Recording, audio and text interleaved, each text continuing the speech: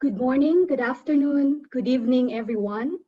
We hope that you are all staying well and safe wherever you are in the world. Welcome to the launch of the book titled Agricultural Extension, Global Status and Performance in Selected Countries. I am Catherine Ragasa. I'm one of the editors of the book and a senior research fellow here at IFPRI, and I will be moderating this event today. We have an exciting program lined up for you. My co-editors will be presenting highlights of the book, and we will also hear insights from a researcher and implementers in the field. We are eager to hear from you.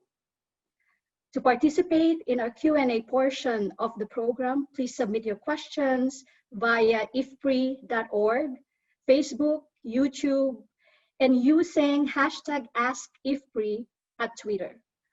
For our friends from the media, if you have questions, please contact our media team, and their contact details are in our IFPRI website, ifpri.org. To start, I'll call on Dr. Frank Place, the director of the CGIAR Research Program on Policies, Institutions, and Market, for his brief introduction. Over to you, Frank. Thank you very much, Catherine, and let me also welcome everybody to this event. The topic of this book is as important now as it has ever been. There is an increasing proportion of land under agriculture in most countries.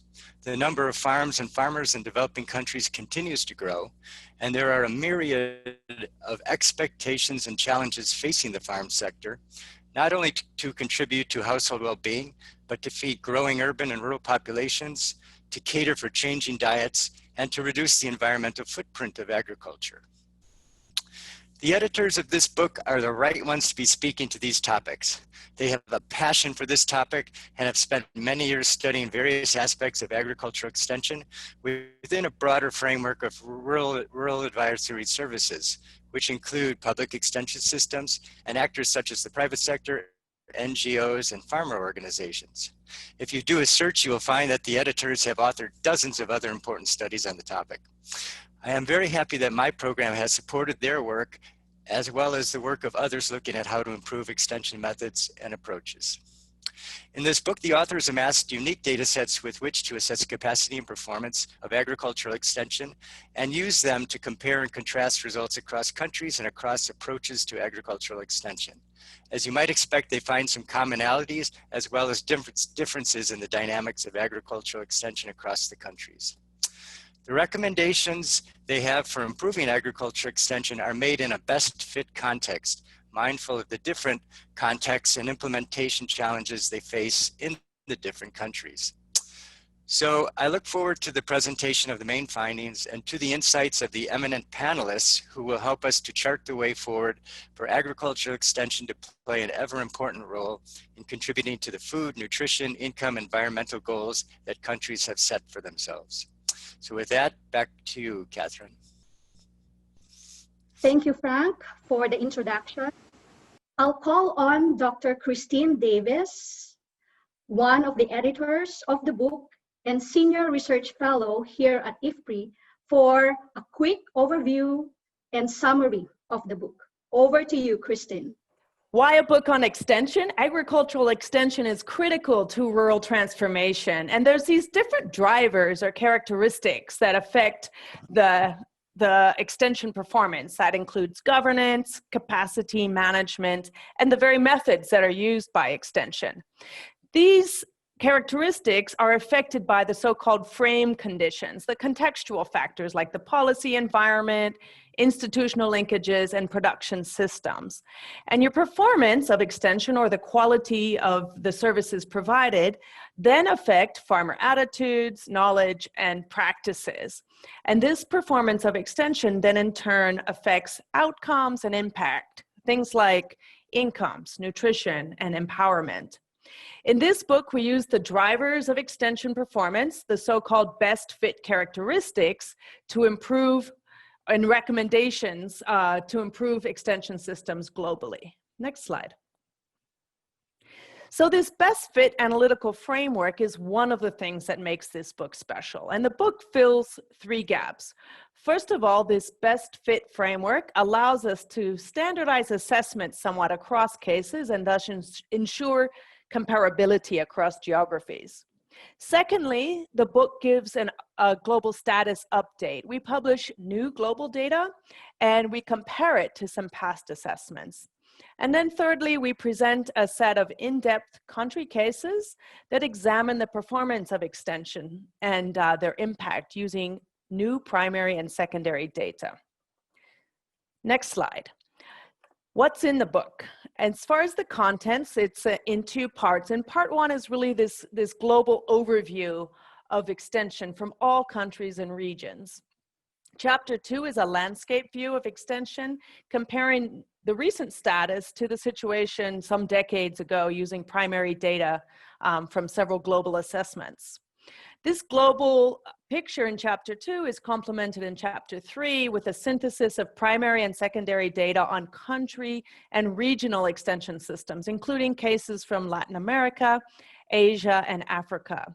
And then part 2 is these 5 country case studies examining performance of extension in Brazil, the Democratic Republic of Congo, Ethiopia, Malawi, and Uganda. The best fit framework guides the analyses for these case studies.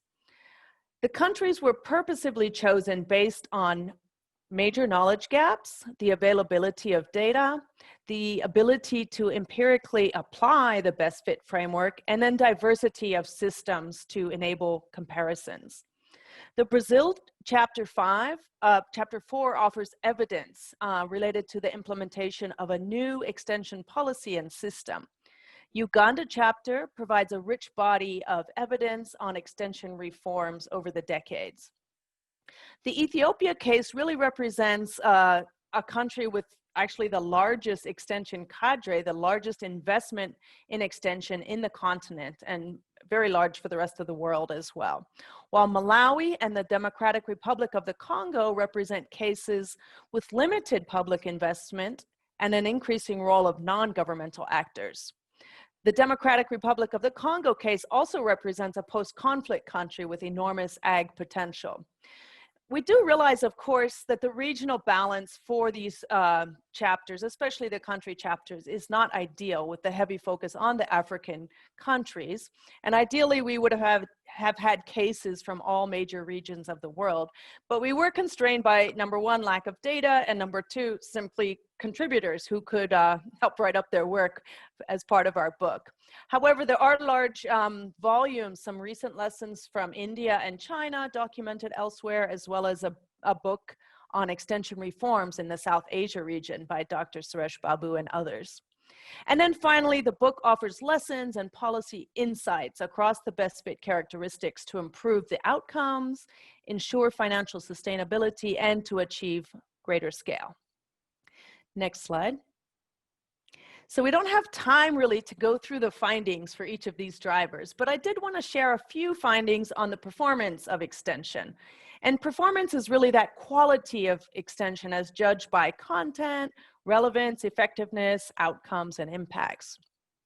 We see Brazil's public services reaching over 550,000 farm families out of 4.3 million between 2010 and 2014.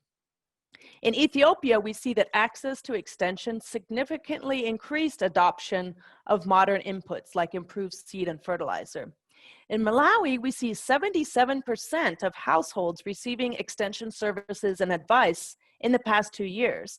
And Malawi also showed greater diversity in messages and consistently higher ratings in the perceived usefulness of extension.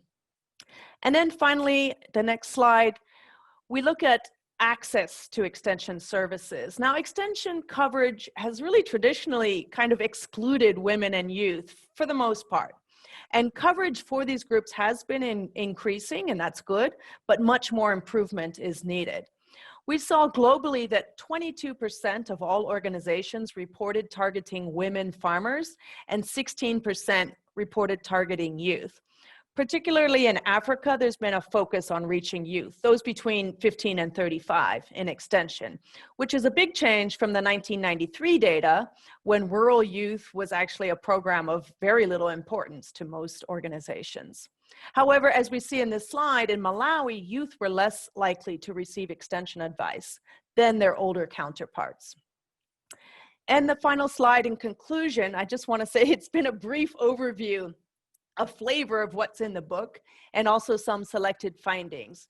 Dr. Babu is going to give us the recommendations and the conclusions, but first I'd like to turn it back to Dr. Ragasa and hear the regional perspectives. So thanks. Thank you so much, Christine, for the overview of the efforts put into the book and coverage of the chapters included in the book. I just want to remind the viewers that you can submit your questions. We are eager to hear from you. You can use ifpri.org, YouTube, LinkedIn, Facebook, and Twitter to send your questions. Our next speaker is Professor Margaret Najingu Mangeni of Makerere University to talk to us her perspective on Africa and more specifically on Uganda. Over to you, Margaret. Thank you very much, Catherine, and allow me now to first of all congratulate IFPRI for publishing such an important book to the world, and also to congratulate the editors and also the authors of this important book. I'm giving the African perspective. Next slide. And the first point I want to make, as has already been mentioned, is the fact that agriculture extension is a key area of investment for virtually all African countries in the effort to drive their economies. And as we invest in agriculture extension or agriculture broadly, one of the key issues or areas that actually this book touches using empirical data from the countries that were studied and all over the world is the issue of sustainable and adequate financing. While there are targets for increasing financing for agriculture in general and also agriculture extension in particular, there is need for methods and data to be able to drive the decision-making in this area, because investment has to be informed by the evidence.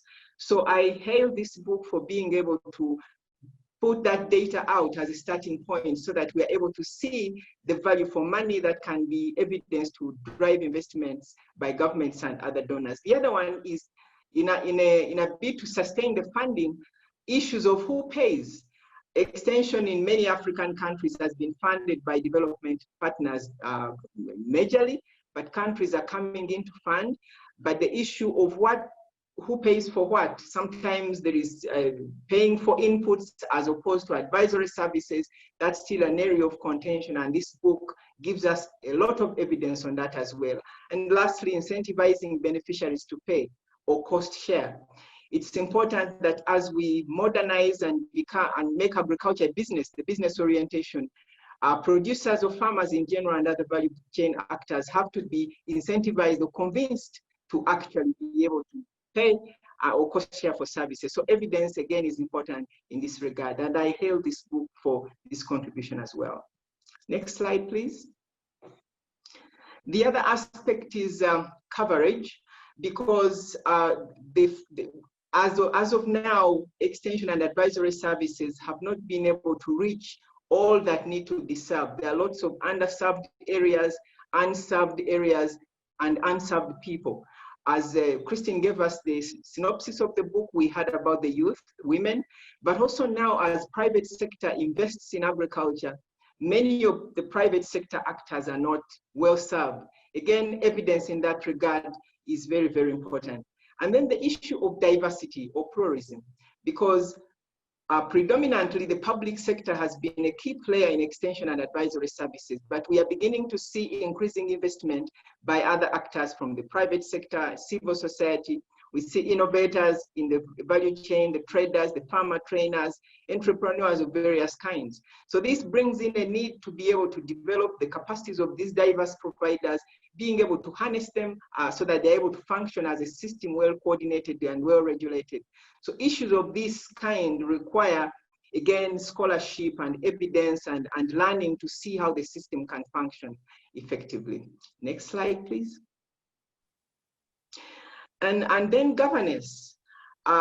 We have these various structures that are complex. Whenever you have tourism, many people intervening in various aspects, and then having the outcomes that are now very, very critical in terms of increasing food security, nutrition security, and looking at issue of sustainability and inclusive growth. We need to make sure that there are structures and processes to ensure that actors are moving together in tandem.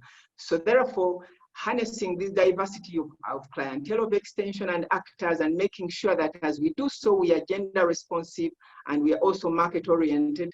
It's something that is really complex and requires understanding and really scholarship again. So this book again has touched on this, and it's a key contribution that I think they bring on board in supporting extension and advisory services in Africa. Next slide, please. Looking ahead, as we mention all these aspects, it's important that there is a system that is systematic and is harmonized, drawing all these lessons from the different countries, and also being able to put them together at a regional level, first of all, but also at a global level. And we need structures for cross-learning, for sharing, and systematic analysis. And I want to mention here the African Forum for Culture Advisory Services, for which I'm a member. And this one at the regional level in Africa is already in place. There are country fora, which are linked to the Global Forum for Rural Advisory Services at the continental level. So these structures exist to be able to carry forward the kind of efforts that have been started by this book, or the scholars in this book, being sure that actors in the country, government, private sector, civil society, academia, and researchers are able to reflect on reforms as they unfold in extension. They're able to draw lessons and learn together, but also bring this learning forward to the continental level and then to the global level, so that at the end of the day, we are able to distill lessons that can be able to inform practice and policy at the various levels. And it's my hope that the book, I find this book actually a key one that has potential to stimulate improved practice, first of all, but also professional and policy debates at different levels, and hopefully further research in extension. As we professionalize extension, it's important that scholarship and research is at the center of it, driving the policy, the strategies, and practice at the various levels. And once again, I really congratulate IFPRI and the authors in the book and the editors, and hope that this effort will be carried forward by others. Thank you. Thank you. Thank you so much, Margaret, for your remarks, for your perspective, and for echoing findings of the book. And also thank you for your articulation of the value addition and contribution of the book. I like what you said, that this is a very good starting point, and hopefully this could be the start of more research and more investment in the area. So from Africa, we go to Latin America. And I would like to call on Herben Correa da Silva, State Coordinator for Personnel and Career Development in Parana, Brazil, to provide his perspective on Latin America and more specifically on Brazil. So over to you, Herben. Thank you, Catherine.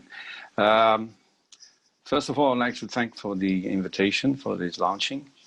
I'm very pleased and honored to be here, because being an extensionist along all my career, which is a not short one, I must say, it's very good to see something like a very broad overview of extension. And I'll point out some of the aspects that I really enjoyed in the book. I would like to say that it's a piece of work that I think is very useful, will be very useful to all people involved in rural extension. Looking forward to have a Spanish version, or in Portuguese would be even more challenging. But I think it's a piece of work that will help us to look into the rural extension on the way it should be looked into. So it's a quite welcoming launching.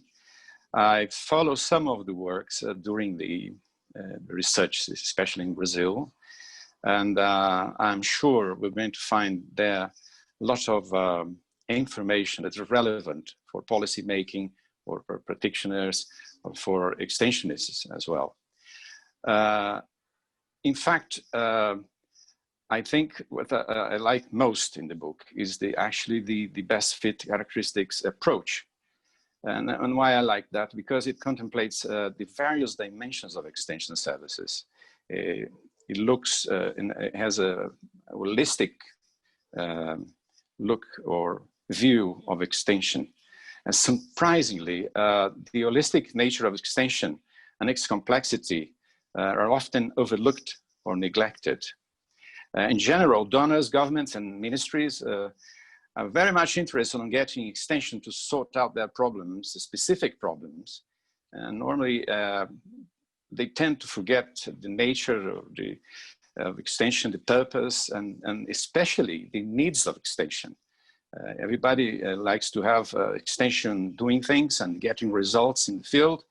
Not many people look at the needs of the extension.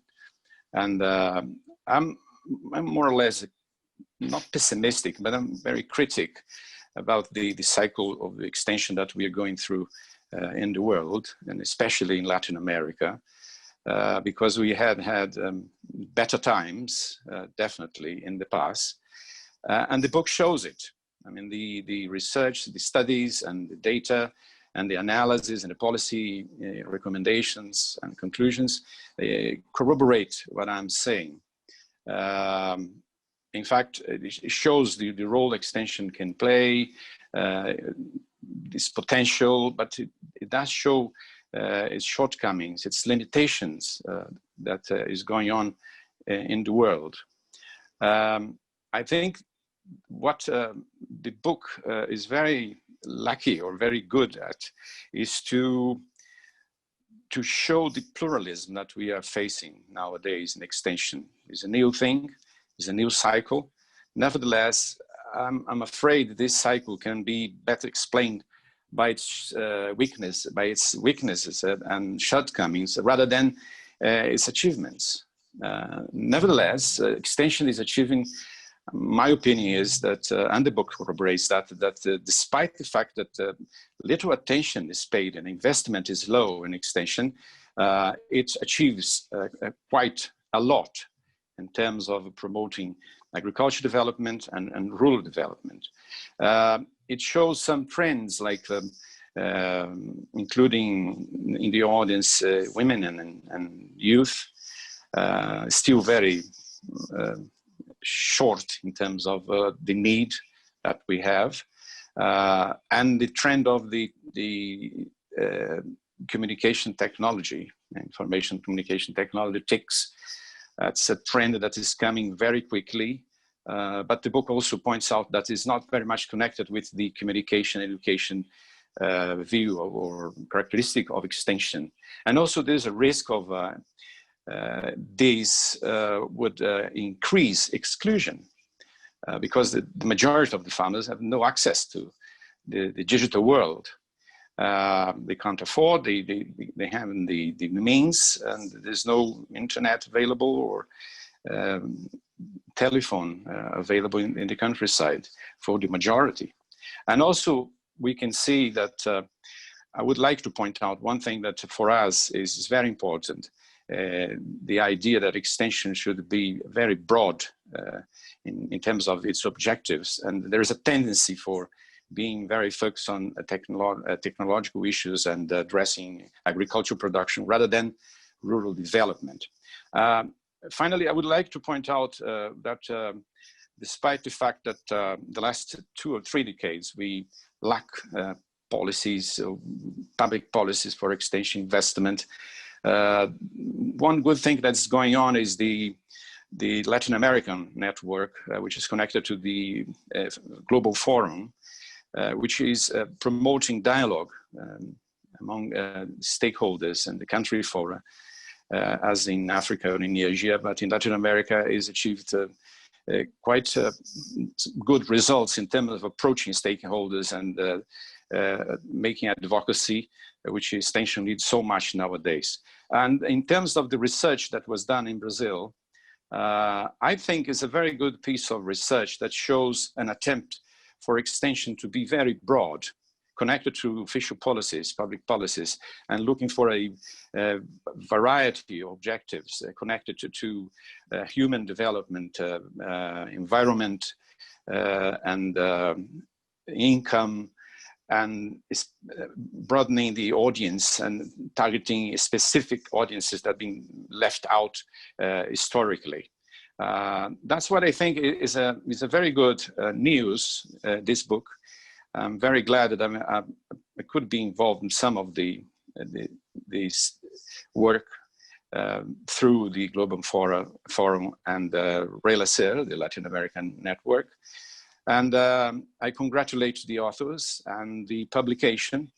And I'm looking forward to have some of it translated into Spanish and Portuguese, so more people can benefit from it down here in Latin America. Thank you very much.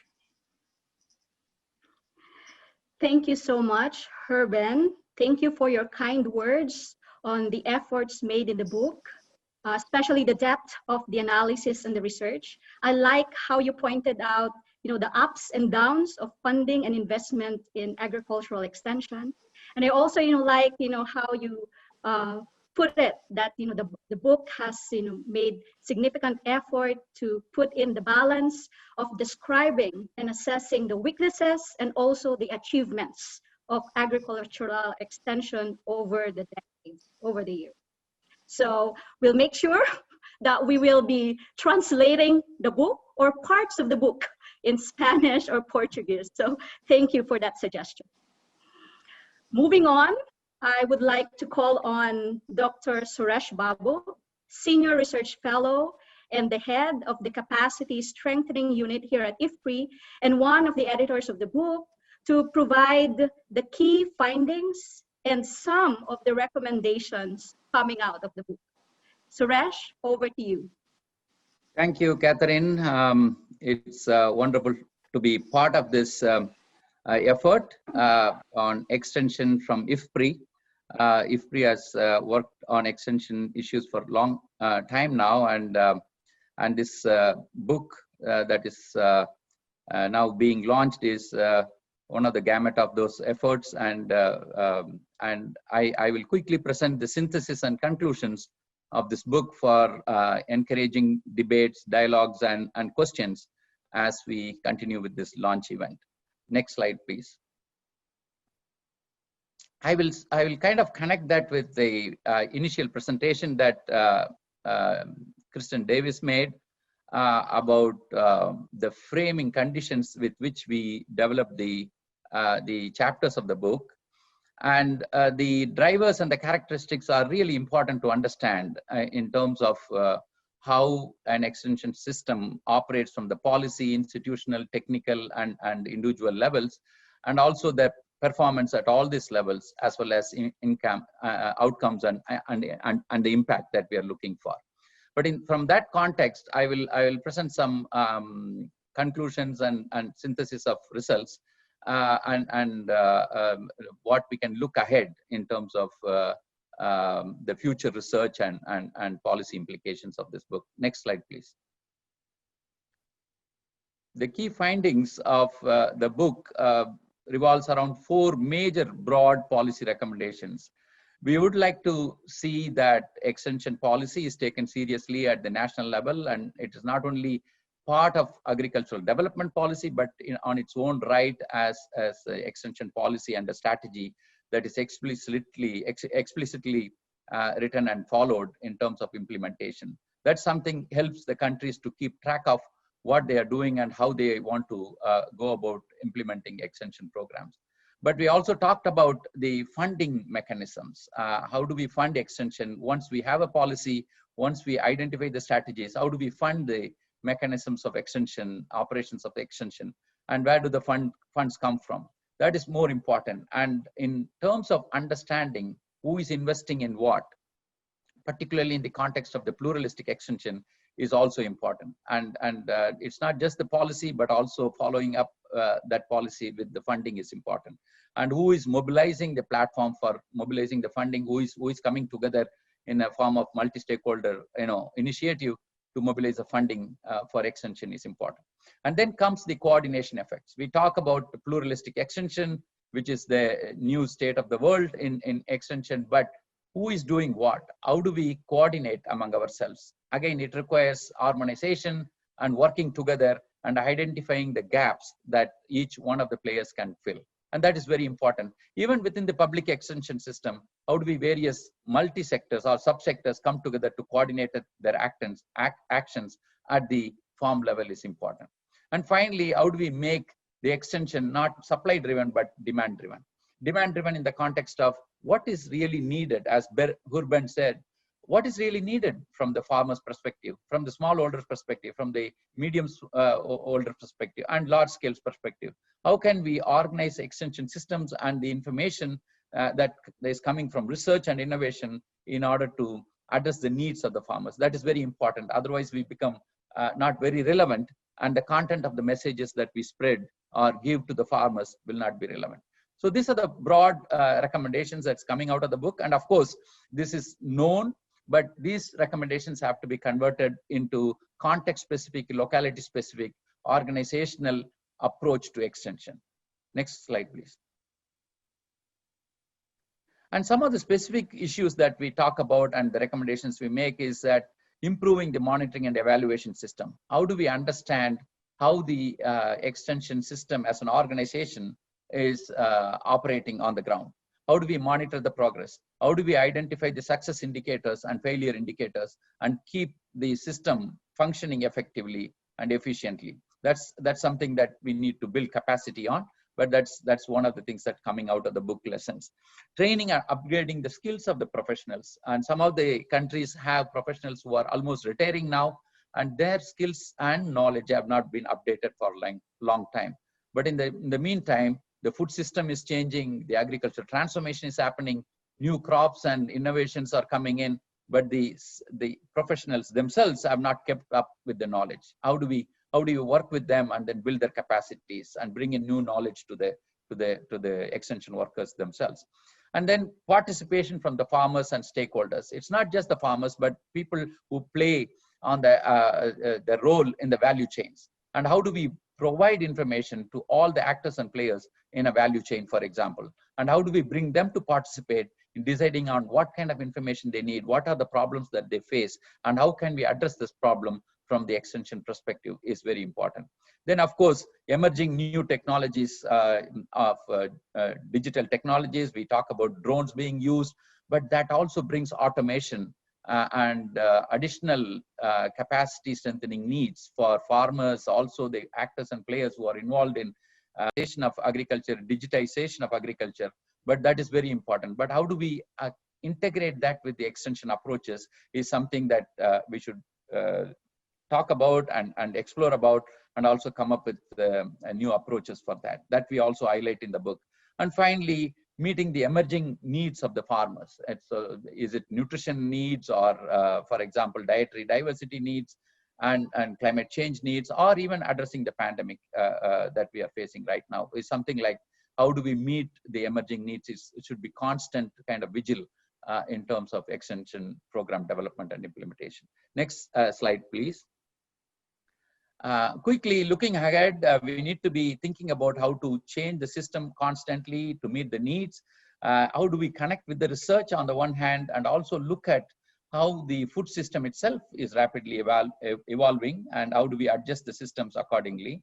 And extension system needs to transform in terms of meeting the needs of growing agriculture in terms of high value agriculture, export oriented agriculture, and so on. Next slide, please.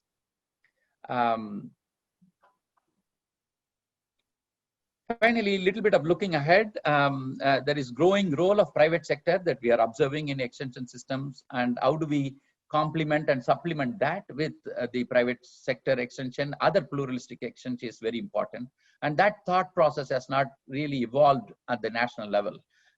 People are working independently in the pluralistic extension system, but coordination is for effectiveness is very important. And we also talked about the changing environment, climate change, and pandemics. How do we meet that requirements?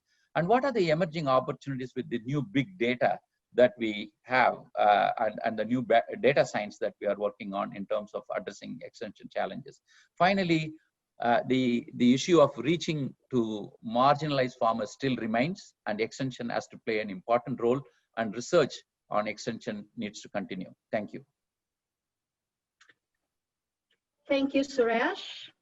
Thank you for going us through the whole book, and great job in summarizing the 400, 500 page book. Okay, we are in our last speaker. We are expecting the Honorable Bright Ramirama.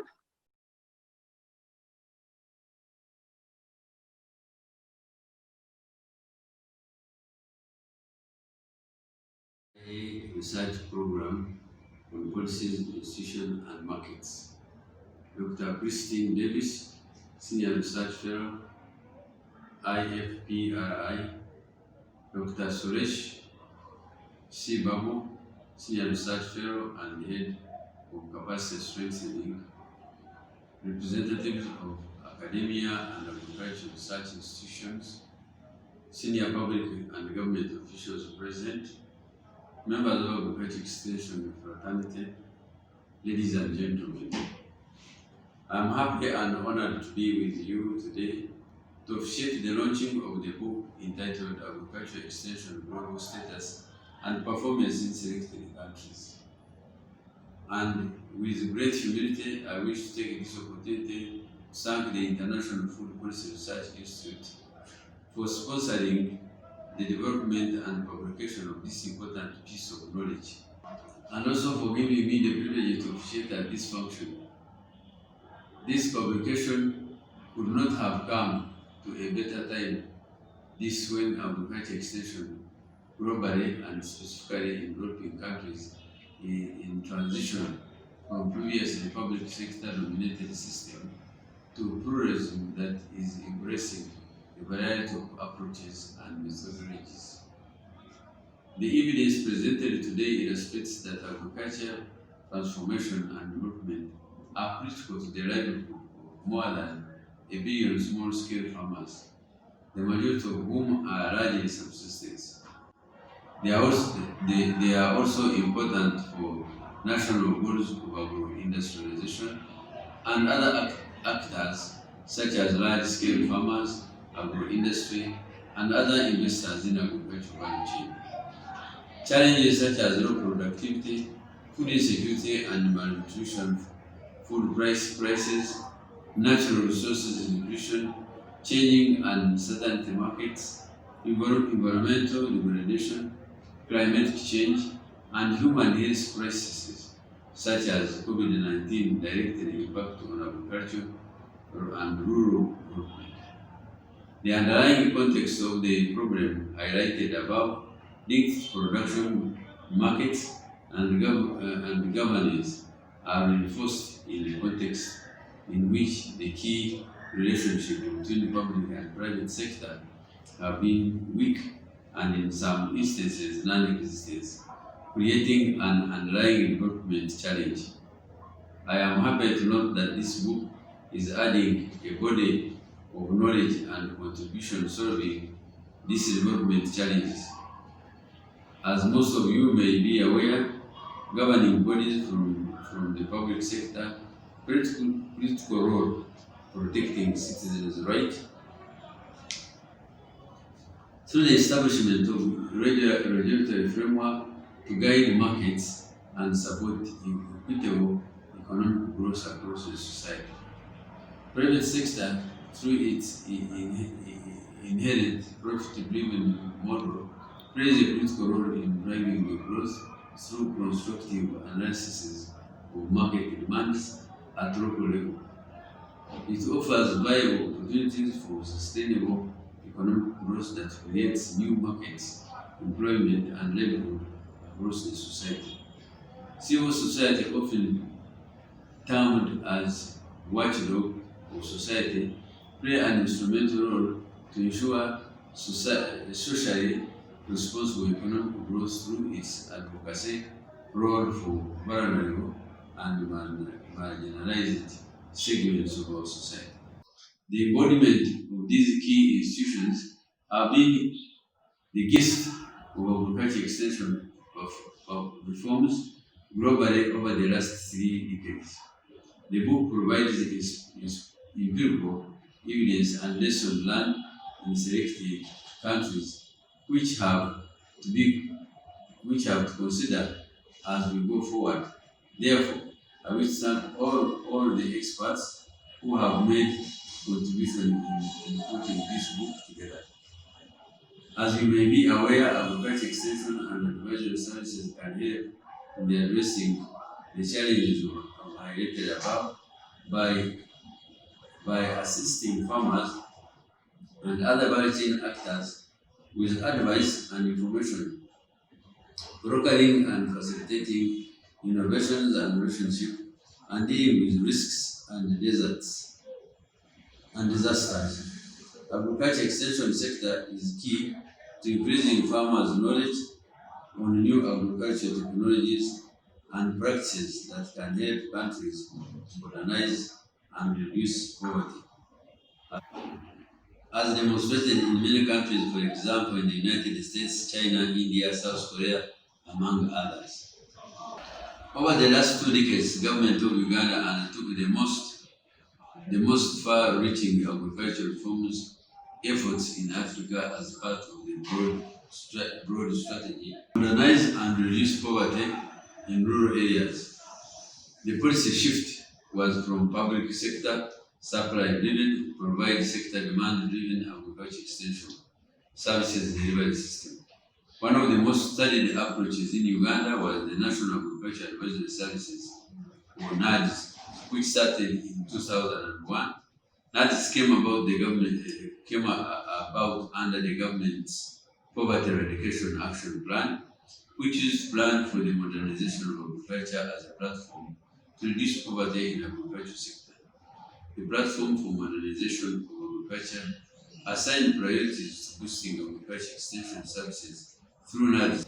Although the program initially registered a remarkable success for the participating households in terms of farmer improvement, that is 77%, increased agricultural income moved from 37, which translates 95%, and the rate of return from investment 8 to 49%. The program suffered a number of policy failures largely attributed to inadequacies in the domestication of global policies of change, i.e., globalization, liberalization, privatization, decentralization, and civil service reforms. Arising out of the shortcomings in policy, the government of Uganda adopted yet another agriculture extension reform in 2014, dubbed the single spine agricultural extension system. It is a decentralized, pluralistic extension system that brings together the public sector, private sector, and civil society to work together collaboratively and synergistic to foster service delivery. Agriculture extension has been a critical element of government policies for rural development and modernization. In Uganda, the government has invested significantly in improving provision of agriculture extension and other agriculture development programs. In general, documentation of the policy and program constraints that extension services face inadequate, and there is only one limited evidence on which policy and the program reforms could be increased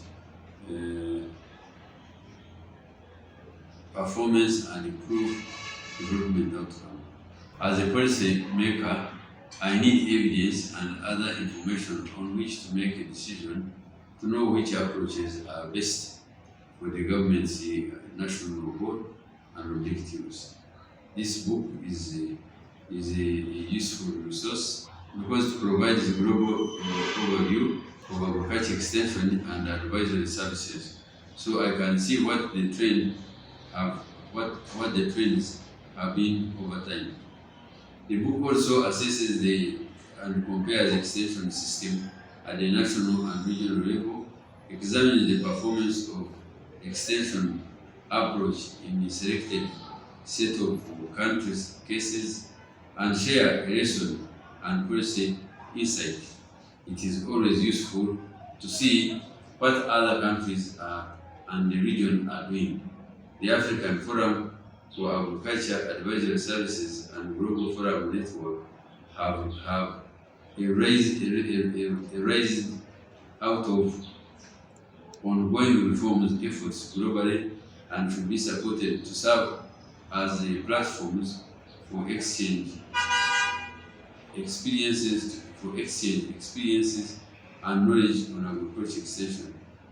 The Food and Agriculture Organization of the United Nations has a critical role to play in the global knowledge and management and exchange. The recommendations policymakers on how to reform extension according to best fit characteristics. So the so-called frame conditions each country has based on its political environment and natural resources, farming and market system, and socio-economic state. The recommendations come under governance, capacity management, and advisory method, and aim to improve outcomes, enhance financial sustainability, and achieve greater scale. This year has shown us that the world is constantly changing, and so the need of agriculture extension clientele are changing too. Therefore, research is indeed to continuously update our knowledge of what works and why in the drivers of natural development and modernization. As the food and agriculture sector continues to rapidly resolve, extension and advisory services must also transform to meet new needs and challenges. This includes expansion of high-value agriculture, the growing role of the private sector, increasingly pluralistic systems, natural resources constraints, and limited change, and the emergence of opportunities to use big data and digital approaches to improve extension services. In this challenging context, more ambitious objectives are needed to assess and evaluate extension and advisory services. The best fit framework can be to evaluate performance and impact by looking at how extension service characteristics fit within the prevailing environment and what policy reforms are needed.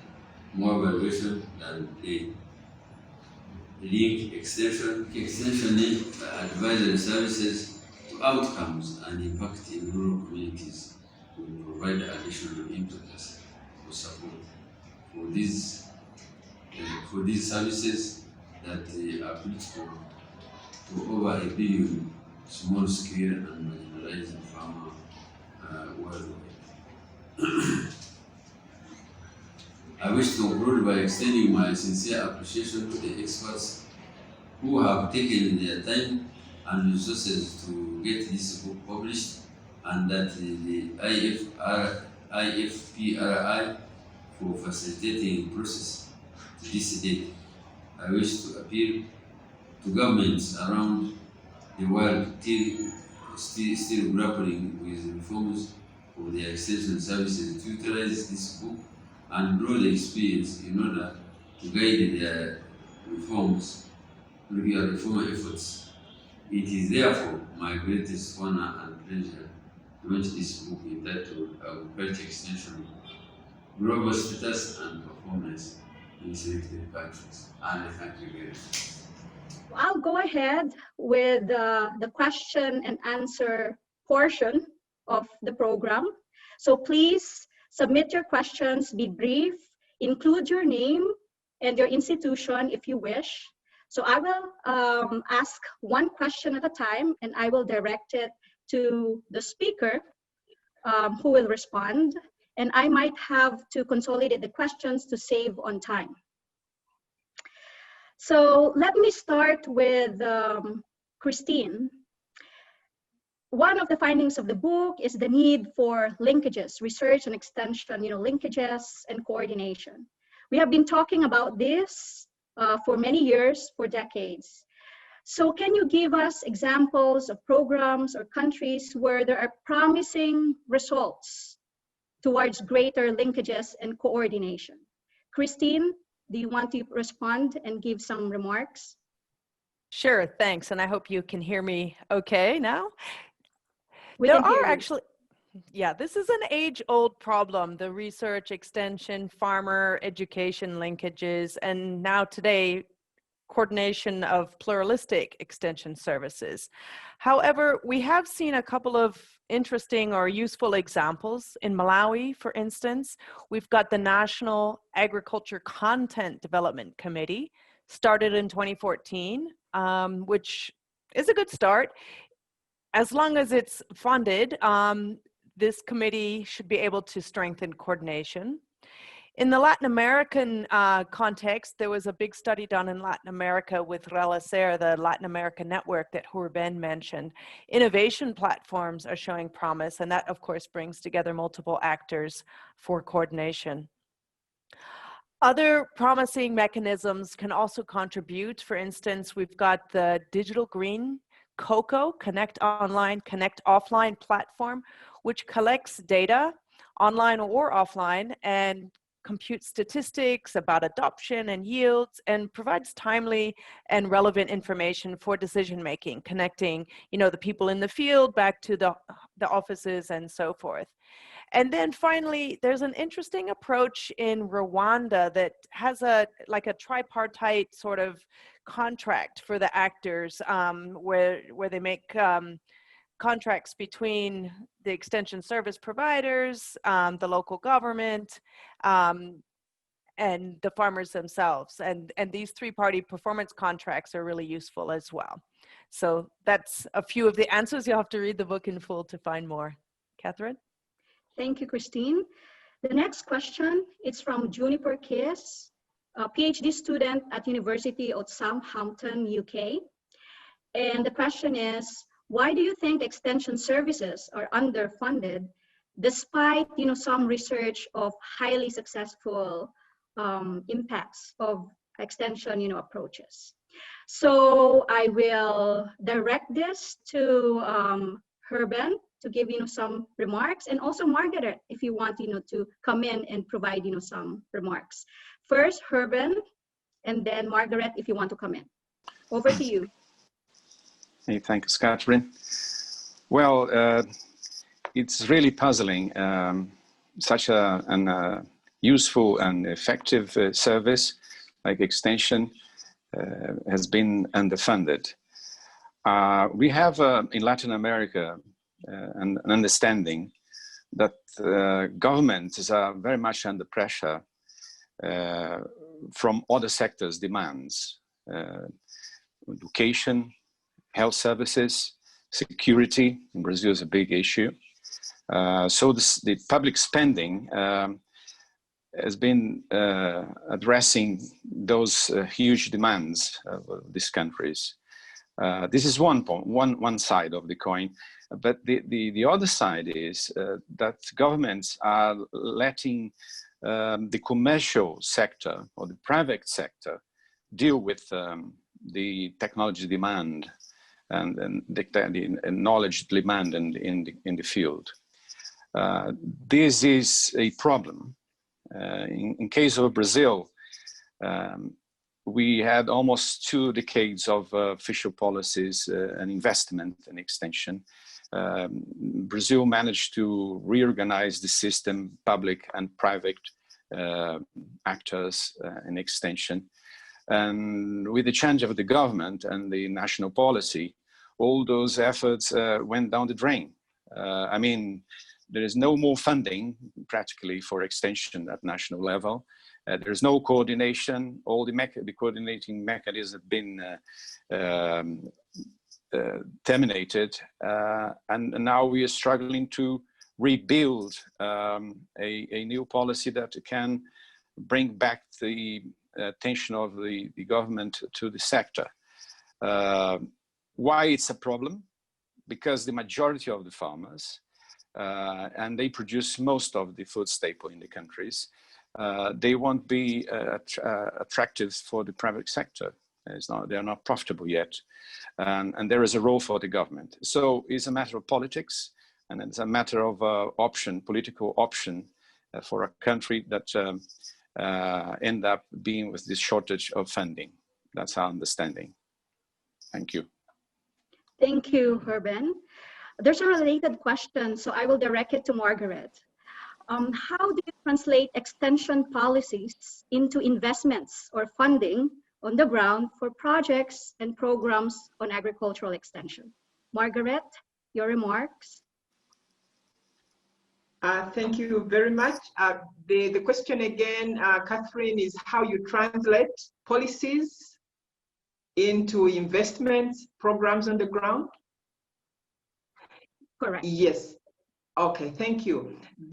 One can talk about the ideal way to do it, and I would say that the best way to do it is that one has to be really participatory, making sure that all actors are on board, especially in an environment of pluralism where you have the public sector as the driver that leads the policy formulation, but also charged with regulation and quality assurance, but then not implementing alone. So it's very important that there is a mechanism or an institutional framework that is systematic, first of all, for disseminating the policy and explaining it to all actors so that they are able to understand it and internalize it.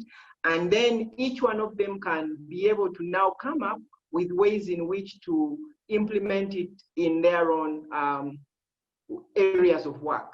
So I see something that I would recommend, first of all, the process being participatory from the beginning, and then when implementation comes on, again, making sure that all actors are on board and that there are frameworks for them to engage and even feed into the process, because there has to be learning as the implementation is going on. There has to be data, and that's why a kind of systematic synthesis of the implementation process and outcomes is very important, feeding back into any revisions that need to be in place. So ideally, that's what happens, but as we know, many times it's not the case. Thank you so much, Margaret. There's another question on funding. It's really a hot topic, as you can tell. So let me direct it to Herben again. And the question is, how about the political economy of extension policy? For example, federal to state relations. How are the funds allocated between research and extension and other priorities? For example, in Brazil, how is it done? Herben, if you can provide some remarks, that will be very useful. Herben? Okay, right. As I mentioned earlier, there is a struggle for access of public revenue, public funding from all parts. This struggle is not easy for the weaker sectors. In case of Brazil, the family farmers managed for a while to influence the government to invest, and then it was designed a system where the federal government would pour money into the system, financing or funding public organizations in the states, and also private organizations, profitable and unprofitable ones, creating a more pluralistic environment in terms of extension. The thing is, these sectors have specific interests. And then research in Brazil is very much focused on commodities for exports, the public research system. Extension also struggle or shift from one side to the other, focusing on commodity production, and then some sectors of the extension focusing on food staple production. The key for this is looking for an equilibrium. In order to have an equilibrium of these sectors accessing funding, and then will allow the system to focus on the different needs and the different specific audiences and situations, it requires a coordinated system. Brazil tried to create a national system of extension, creating a national policy, linking public and private providers in a coordinated way, with committees organizing and participating, trying to link research, extension, and education. I know that Colombia has created a very interesting system of innovation, integrating all these actors, and a decentralized management system. They are struggling to build that. It's a very good and a very innovative policy in terms of Colombia. But on the whole, in the region, countries, governments, and private sectors are still struggling and fighting for their own interests. I would finalize saying that what we need in extension is build up a leadership in the country that will aggregate, will integrate private and public sector, setting up goals that would benefit the different needs that we have in the countryside, in agriculture or in rural development, and benefiting the different audiences. Right now in Brazil, the commercial farmers are in power in terms of agricultural policy. Therefore, the majority of the farmers are being neglected in terms of official policy. This is something not very productive for a country. It happens as a result of politics. And from us, of extension, I think we have to make clear that we need an equilibrium. And then the things will be better for all. Thank you. Thank you, Herben. The next question is directed to you, Suresh. So it seems clear in the book that attention to youth has been increasing, but youth are still largely with less access to extension services. So Suresh, are there examples of programs or countries that promote more youth engagement as service providers and to promote greater access to youth towards agricultural services, including extension services? To you, Suresh. Thank you, Christine. This is an important question because youth are also youth are now seen by the countries as part of agricultural transformation, we can look at youth from both perspectives as future producers as well as those who are employed in agriculture or employed by agriculture, or also we can see them as youth entrepreneurs in the agriculture and rural sector. And all this require understanding of the youth needs and how they can be effectively engaged in agriculture and rural sector in general. But that translates into what kind of policies and programs that we are putting in place for youth. And coming back particularly to the question on extension, youth have a fantastic role to play, particularly those come from the farms who have a good understanding of the farming and farming issues, can be further trained through vocational training to become particularly the connectors to the rural areas themselves through the technologies that we are talking about, the digital technologies. So that is something that we need to be seriously thinking about in the extension arena. How do we engage the youth, not just to receive the extension training or extension messages as farmers, but to turn them around as the service providers to the extension system itself, in the extension system itself for the farmers. So that requires, of course, looking at various pathways, how youth can be employed and engaged in the rural areas and particularly in agri-businesses, for example. That is something that we are working on right now, and how do we strengthen the capacity of the youth. Some of the examples that we are working on in Nigeria particularly, for example, the N-Power gives an opportunity to massively train youth in agricultural operations and put them back in the farms for as productive and successful entrepreneurial oriented production farmers, as well as engaging themselves in the extension system, input supply, output aggregation, farmer-based organizations, value chains, and even agribusiness incubators. You know, they can come in and work with the agribusiness incubators and start a business if the funding mechanism and mentorship and the multi-stakeholder platforms can be set up for youth. So there are a lot of opportunities that we can do in terms of extension and youth, not just as receivers of information, but also as deliverers of extension. So I hope I just kind of broadly addressed that question. Thank you. Thank you so much, Suresh. We have received several questions on gender, and I'll combine two of them, and I'll direct the question to Christine. One question is from Ruchi Tripathi, and her question is, extension for women smallholder farmers is a priority. However, often health and nutrition interventions or extension services target women, while the agriculture, production, marketing, extension are targeted to men. So how do we rectify this? And the other related question is, in the results of the book, it seems that gender gap is reducing over the years, but it's still an issue. There's still gender gap.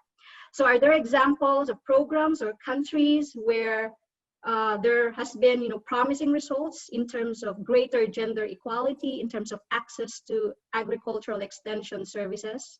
So over to you, Christine. Thanks, Catherine. Yes, thank you for your question, Ruti. Definitely, I think there's some examples of programs that do target women instead of, just looking at women in health and nutrition and men for production.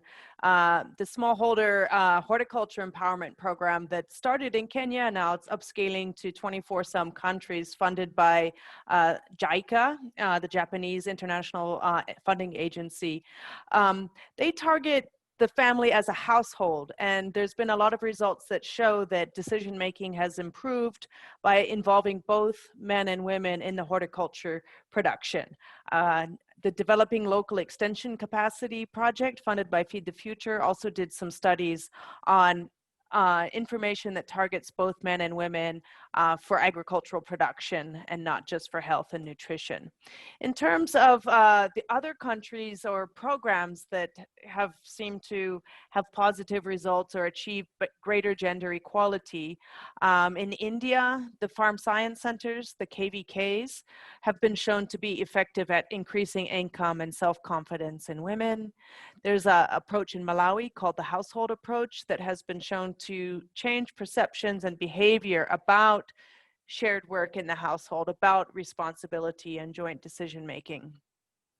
And there's also a lot of radio programming in extension, especially in Malawi. And as we go and think about ICTs, let's not forget about, some of the tried and true methods like radio. There's a lot of participatory radio, and some of the radio in Malawi has shown that this programming of the radio has started to change perception and behavior about gender equality. I think what's important, getting back to Ruti's question, is that this gender transformative approach is really important. You can't just target the women on one side and just the men on the other side without, understanding cultural values and norms and engaging the whole community in transformation and in extension. Thanks, Catherine. Thank you so much for that comprehensive answer, Christine. So we know that there are some good examples that we can draw upon from other countries and existing programs. So the next question, I will direct it to Margaret. And this is from Walter Odongo from Gulu University in Uganda. The question is, how best can extension agents be equipped with up-to-date skills and knowledge, especially for a developing country like Uganda, where coordination is really a problem? Yes, definitely. Thanks, Catherine. And I think Margaret is the best one to answer this. However, Margaret and I and the rest of the Global Forum for Rural Advisory Services and the African Forum for Agricultural Advisory Services have been working on something called the New Extensionist Learning Kit, which many of you will have heard about. And this talks about equipping extension agents, whether they be public or private or working for the civil society or farmer organizations, with the functional skills in addition to the technical skills that extension agents often receive. So in addition to working on production of animals or crops or natural resource management, you also need to know how to communicate. You need to know about adult education. You need to know about farmer group development. And you can also get skills related to coordination about innovation platforms and so forth.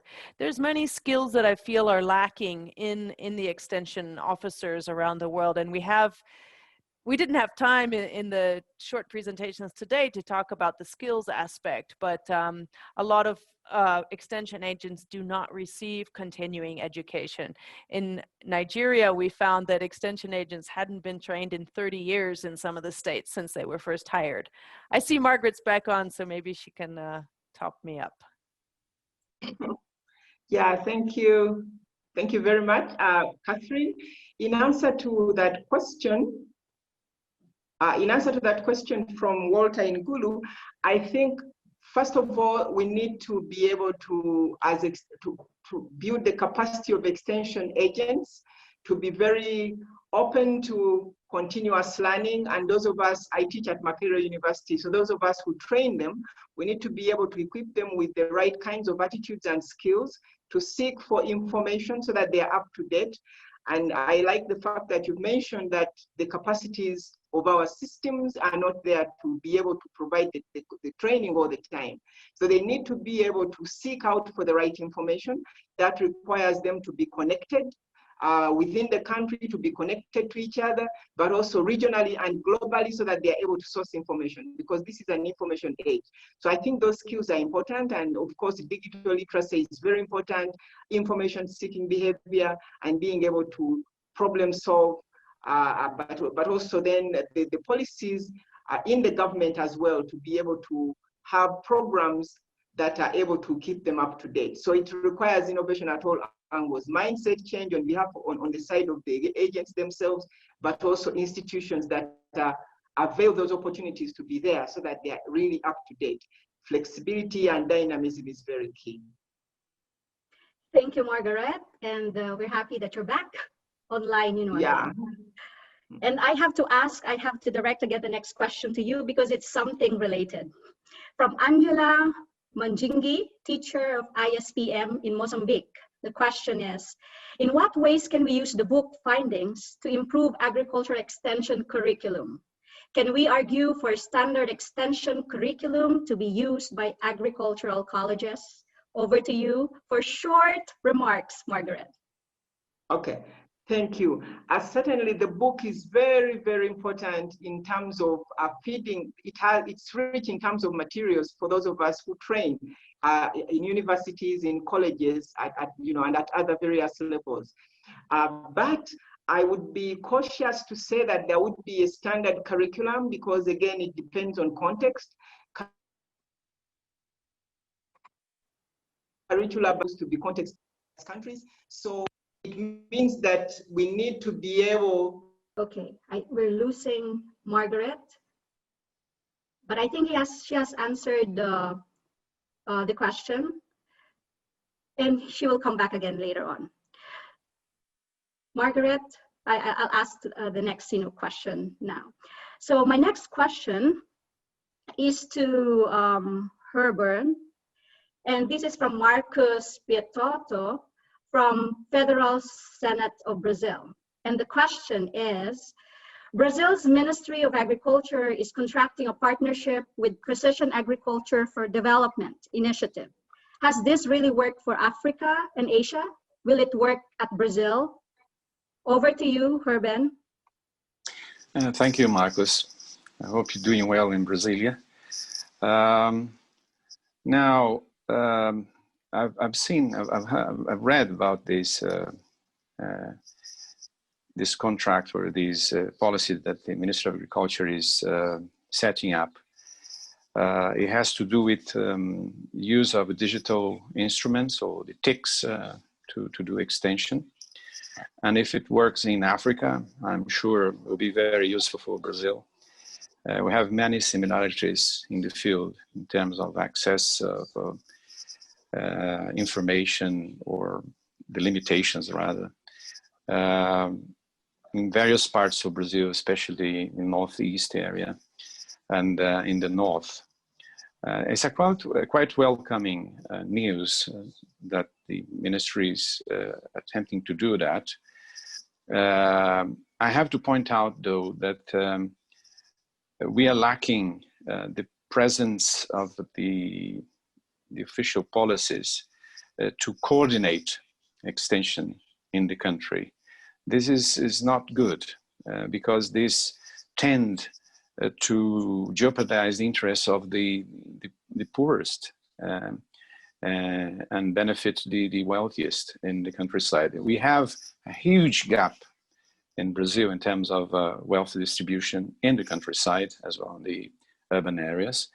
And then the presence of official policies is vital to bring up or to build an equilibrium so we can have a more even development, a regional development, local development. But of course, innovations such as these that the ministry is bringing in, especially because it has been developed in Asia and Africa, is quite welcome to Brazil, definitely. And Latin America as well, I must add. Thank you. The next question is for Suresh. This is from Efyoma Anogwa from University of Nigeria and Nsukka. The question is, how can rural farmers, especially women, have access to information from digital technologies considering their educational challenges? Suresh, over to you. Thank you, Catherine. It's an important question. There is largely digital divide already in the society, and Hurben talked about it. In remote areas, people do not have the necessary technologies that we want for them to get the information. But this divide is much more between men and women. Particularly, women do not have access to cell phone. Even a household may have access to cell phone, but their access is difficult. And even if they have access, it's also very difficult to look for information and so on. The technology may not be up to the level.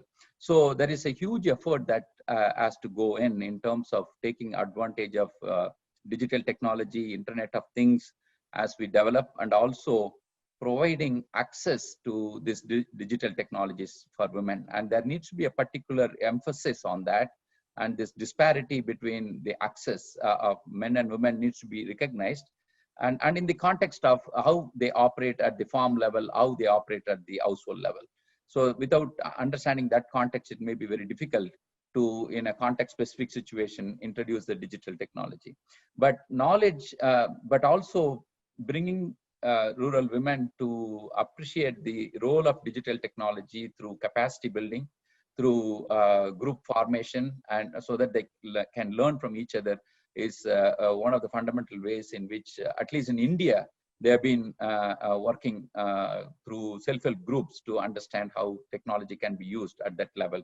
And that quickly spreads the knowledge of using the technology, accessing the technology, and the fact that the technology can help them in terms of information sharing. So there is a long way to go, but we need to consciously invest in that so that we don't leave women behind in terms of this technological and digital revolution that we are talking about in extension. Thank you, Suresh. The next question is from Seba here from Turkey. And I will direct the question to you, Christine. The question is, how do you evaluate the working conditions of new extensionists, especially from non-public workers in developing countries? Over to you, Christine, for some remarks. Thank you, Catherine. Thank you, Seba here. Yeah, the working conditions, in developing countries in particular are not ideal. We didn't also have time to share about this, but incentives for extension agents, public or private, are low.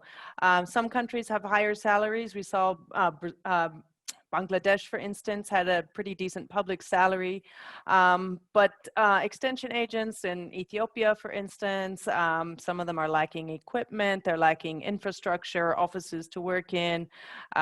You know, it's hard to get across these muddy mountains without transport. Sometimes you even need a mule to do so.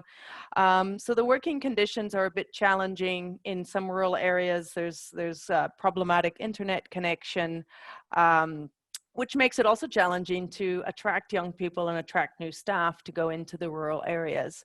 And so this is a big important issue that needs to be addressed in terms of providing incentives, not only, you know, decent salary, decent working conditions, but also simple things like rewards and recognition have been shown in countries like Ethiopia and others to be effective in stimulating, you know, interest to be an extension officer and pride in doing so.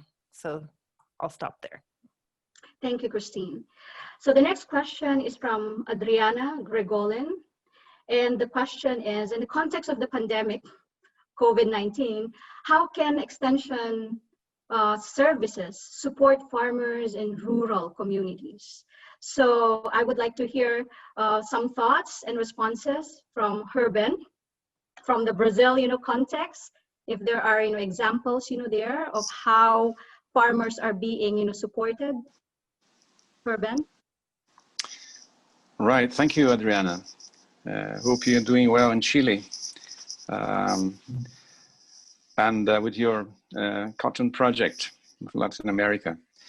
Look, I think the pandemic is a challenge, but the challenge already existed. Perhaps we overlooked it. The coverage of extension falls very short in terms of the number of families that require extension services. Brazil managed to reach 500,000 from almost 5 million families, and that was a huge effort to increase coverage. As I said, the poorest countries, the poorest farmers are the ones that lack more or have less access. So that's why I mentioned I'm a bit perhaps pessimistic in terms of how this cycle of extension is at the moment. It is far from being adequate in terms of supporting the rural sector as it needs, as it requires. The pandemic brought up an issue that not even the ones that we are reaching, perhaps we cannot reach anymore. And then it aggravates the situation. The use of digital technology can help, will help, but we are not quite, say, we don't know how to use it properly. It's not organized, it's not used. Now, I have to say the private sector is doing much better than the public sector. The public sector is slower to introduce innovations. It goes with the legal aspects, and even for an extensionist to use a cellular phone is complicated because it can create workers, say, problems for the institution. But then the pandemic, I would say, would precipitate a solution. We have an experience, a very good experience of a platform of remote extension in Brazil that I think Adriana knows it as an already introducing in her project, in FAO project. And I think that's a way forward, an organized system of extension associating assistance presently and remote with protocol based on the ODS and with a very broad objectives in terms of development. I think indeed the pandemic is helping us to recognize that we need to change and to introduce innovation extension. But I'm afraid we are still just starting it. And we're under pressure now. Perhaps we develop faster than we would do otherwise. Thank you. Thank you so much. Christine, I will direct the question to you. And the question is that the book is a massive effort, a lot of countries, a lot of regions. How did you put things all together? Who was funding it? And as a researcher who wants to do these types of assessments, where can they get funding to do such like massive assessments in their country or region or wherever they want to do the analysis? Over to you, Christine. Thank you, Catherine. Thanks for your question. And indeed, this was a massive effort. It took many more years than we would have expected. Initially, we had funding from the United States Agency for International Development to the Global Forum for Rural Advisory Services, GFRAS, to do work on extension evaluation. The Bill and Melinda Gates Foundation were also involved. That got us started on the Brazil evaluation, but we were not able to get additional funds to do. We wanted to do 2 more countries. We thought of India and Uganda. Now, luckily enough, Margaret and her colleagues for the Uganda chapter were already doing some work in Uganda that we were able to take up. But basically, all of the editors, all of the authors for this book worked for free, worked on our own time to write up the chapters, to write up our results and so forth. We didn't have major funding to write the book. This is why I said it was dedication and passion that got us here. What I think in going back, to the earlier questions about investment and extension and how do we get funding for it is basically, I think, we need to stimulate that interest. We need to show the evidence that we can with the means that we can, perhaps on a smaller scale, because these types of evaluations at the global scale and multi, country initiatives do take a lot more money. But basically, that's how we got the funding. The way that we sort of organized ourselves to bring together all these different pieces was, as we said at the beginning, this best fit framework. There's a journal article called From Best Practice to Best Fit. And that's what several of us have been talking about, using context-specific, local, relevant information and context to adjust our extension systems instead of, putting training and visit down everywhere like was done in the past. Thanks. Thank you, Christine. Last question, and again to you, Christine, from Sydney, South Africa. And a very simple question. When will the book be available in the market? Christine. You can get it now. Thank you very much for the question. You can download the book for free from IFPRI's website. But you can also purchase the book. Those of you who like to feel paper and pages between your hands, you can go to Amazon.com, Google, or Apple, and you can purchase the book. There's something called print on demand, which I had never heard of before, but you can buy our book for around $45 in hard copy if you would like. Thank you so much. We're running out of time, and I would like to invite again the speakers for a very short 30-second final remarks. And I will start with Suresh, and then Herben, Margaret, and Christine. Over to you, Suresh. Thank you, Catherine. It has been a wonderful exchange of ideas and also a good launching of an effort that has gone on for a few years now with several colleagues from different parts of the world. I would like to thank the authors for the contribution, as Kristen did. But my thought is, like, we need to keep the final beneficiaries, final people in mind when we think about the research, outreach, and extension programs. Because without their information needs, understanding of their information needs, whatever training or extension programs that we put in place will not be fruitful. And in terms of research, we need to be on the ground listening to them and also look at the players and actors who are on the ground involving with the farmers, and how do we bring the extension system integrated well with the research and education system on the ground so that we can serve the the resource poor farmers, vulnerable farmers of the developing world. Thank you. Thank you, Suresh. Herben? Thank you, Catherine. Well, thank you very much for the invitation. I enjoyed very much, thoroughly, being part of it, this launching. I congratulate the authors and the institutions that develop this quite substantial work along a very long time, actually. Is a piece of work that will be very useful for us. I think that will contribute and should, and I will make an effort that help it makes, brings extension back to the political agenda in the countries.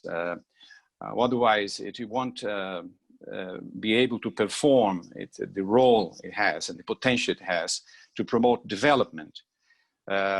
Extension is a tool to support people in order to develop. I'm afraid it's not quite clear for many people, for policymakers and funders, etc., and donors.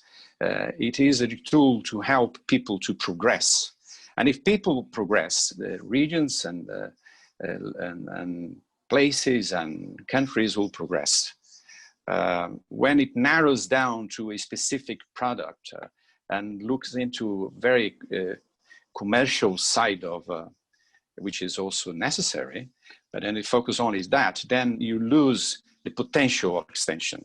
And that's probably one of the reasons that extension is losing ground lately in the last 2 or 3 decades. Have to go back to its original purpose, make people better off, all kinds of people in the countryside. Thank you.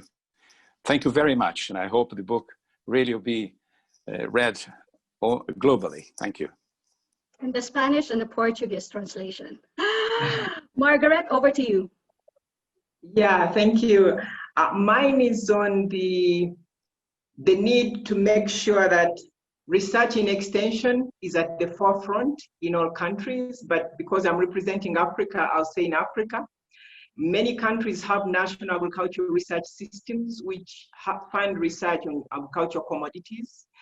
And, you know, there is agriculture economics, maybe feasibility studies, adoption, but you don't see much of funding for research on agriculture extension systems and policies and methods and strategies. I would hope that this book stimulates understanding that this kind of work can actually be very, very helpful, useful, and it should be funded as part of the National Cultural Research Systems agenda. I saw the map that Christine showed us, the countries that were able to participate in this, and you could see that it was patchy. There are many countries missing. So it's my hope that when we next do this, we should have all of Africa represented and hopefully the whole world. Thank you. Christine, your final remarks. Yeah, I'd like to follow up on that, you know, from the research angle, and as an author of the Best Fit framework that came out in 2006 and 2009, I think we'd like to really call for more ambitious objectives to assess and to evaluate extension and advisory systems. So I'm glad that Sydney and others are thinking of, you know, how can we do this? How can we better evaluate extension and advisory services? We want to better explain the performance and say what caused this effect. That will give people like Herben and others who are trying to get that evidence to their policymakers, you know, that extension really works. We can show it through our research. So the Best Fit framework was originally developed to support such assessments, and we need a lot more of this kind of research. So I just call on people to find the funding in different ways to do that research. Thanks. Thank you so much. Big thank you to all the speakers. And it has been very stimulating discussion. The topics covered, the questions, you know, covered, it's very diverse, very wide. That also, you know, suggests that agriculture extension is, you know, very complex, and that the words that I keep on hearing is the need for coordination, the need for partnership. And I also, you know, heard from the speakers, from the panelists, that this is a massive effort. The depth of research and analysis is commendable, and that this is a very good starting point. And the hope is to stimulate more attention, more funding into more in-depth and rigorous research on agriculture extension services, and also the actual investment and funding for agriculture extension services.